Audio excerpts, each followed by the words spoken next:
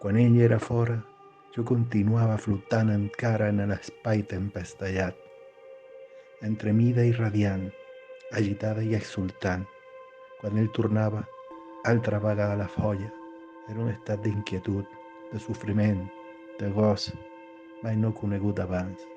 Ara, als 16 anys de matrimoni i el meu 51 d'edat, és a dir, en unes circumstàncies que generalment es creuen adverses per a aquestes aventures, ara sorgia de cop, ple, complet, en enllau, la tendresa, les delicadeses, la contemplació, el rendiment, les economeses apassionades, la fulla de la possessió, nits senceres, fins a l'alba, entre paraules, besos, llàgrimes abraçades.